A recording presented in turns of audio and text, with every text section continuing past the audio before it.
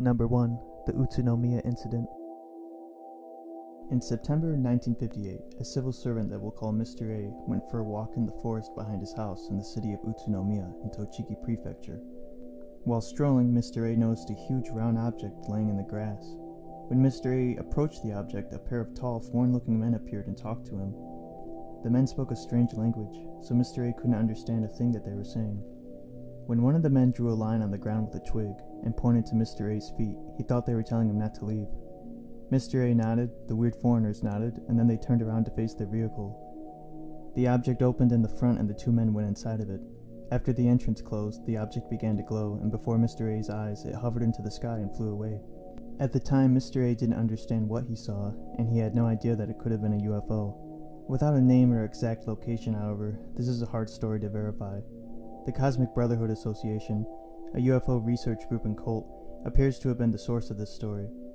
Half a year after the incident, the CBA sent a reporter from their newspaper to interview Mr. A. The civil servant insisted that his encounter was real, and that it wasn't all a dream.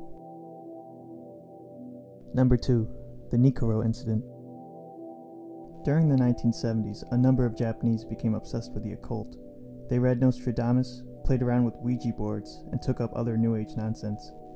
Naturally, some of the strangest stories of aliens and UFOs in the country also come from this time, such as the tale of Yoshihiro Fujiwara, a 28-year-old man from Kitami, a city in Hokkaido. On April 3, 1974, at 3 in the morning, Yoshihiro's beauty sleep was interrupted by a noise outside his house. When he went to investigate, Yoshihiro found that his visitor was a 3-foot-tall, toad-like starfish octopus on 2 legs. Whatever the hell this is. The creature made Yoshihiro levitate, moving him to an orange-colored UFO that was hovering over a field outside. But Yoshihiro wasn't going to take the chance of being abducted. When he landed, he jumped off the UFO and escaped to a neighbor's house. His would-be terrorizers left, but later in the day, Yoshihiro developed psychic powers. He now had the awe-inspiring power of bending spoons, and he could also talk to the aliens he saw earlier by telepathy. After exchanging a countless number of mind texts, Yoshihiro's new buddies picked him up on April 5th, where they met at Nikoro Mountain. In only an hour and a half, Yoshihiro and his weird midget octopus friends flew around the moon once, circled around the Earth twice, and then dropped Yoshihiro back home. They took Yoshihiro for an intergalactic joyride again the next week, visiting the planet Jupiter.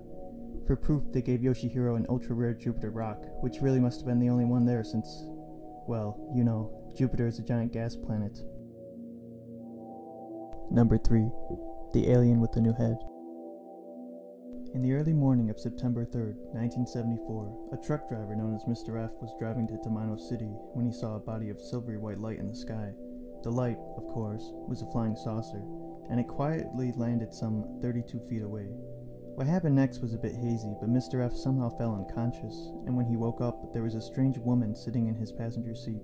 The surprised passenger had a face that resembled a mask, with 2 eyes and no other features. Her hair fell to her shoulders, her height looked to be about 5'3", and her clothes looked like they were made of rubber.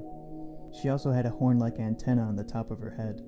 Speaking in a mechanical voice, the woman said she'd come to Earth.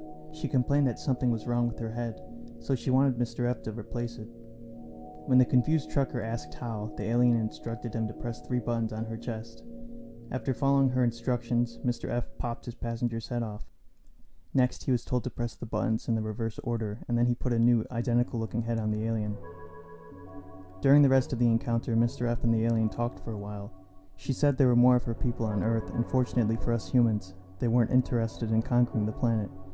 They were essentially refugees, settling on our planet because their sun had collided with another star. They were also more advanced than humans, and had computers in their heads, which allowed them to speak in earthly languages. Number 4. The Kofu Incident. Masato Kawano and Katsuhiro Yamahata were 2 second-grade boys who were spending the day roller skating in the city of Kofu on February 23, 1975.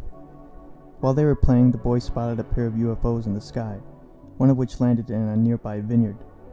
When the boys sped to the scene, they found a large circular craft resting on 3 legs. After observing the UFO for about 5 minutes, the ship opened up, and a brown human-like creature emerged and walked down the steps, while a similar-looking being stayed inside. The alien approached the boys and patted Katsuhiro 2 times on the shoulder.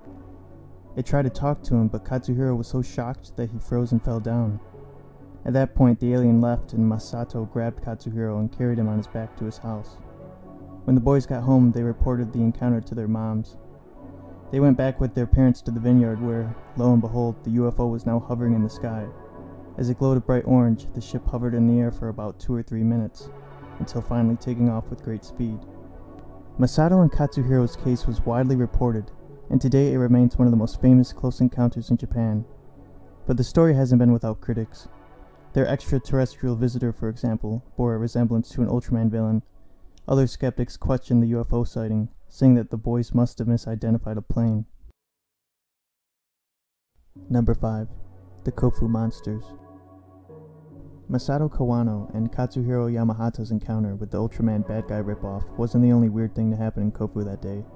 An insurance saleswoman we'll call Mrs. S was driving near the vineyard when she heard a noise like fireworks going off. 2 black figures, the size of junior high school children, appeared in the middle of the road and blocked Mrs. S from proceeding. Mrs. S thought these bold road blockers were children in costumes. She described them as having black skin and wrinkles all over their hands and faces. One of the figures approached her windshield and put a hand on it. All in all, they stood in the road for only 5 or 6 seconds before moving on. With the road cleared, Mrs. S continued on her way, yet was stopped again by a group of men, women, and children running up the road. They asked Mrs. S if she just saw a UFO flying by. The saleswoman said no. At the time, she didn't make any connection between the weird figures she saw and a possible flying saucer. While it's closely related to the first Kofu incident, Mrs. S didn't report her sighting until 7 years later. Personally, I think the gap in time is suspicious. I don't think Ultraman ever fought wrinkly children, but Mrs. S's story seems about as reliable as Masato and Katsuhiro's. So what do you guys think about these cases? Do any of them seem real, or were they just hoaxes or misunderstandings? Let me know in the comments, and be sure to subscribe so you can watch more videos about Japanese mysteries.